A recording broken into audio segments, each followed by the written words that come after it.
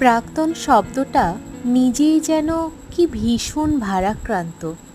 আচ্ছা, কেউ কখনো কি এর প্রকৃত অর্থ বিশ্লেষণ করেছে?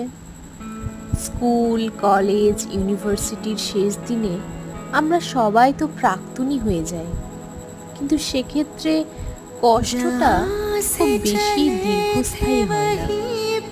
প্রাক্তন শব্দটার যন্ত্রণা আমরা তখন অনুভব করি যখন প্রিয় মানুষটার সঙ্গে সম্পর্কের বিচ্ছেদ ঘটে।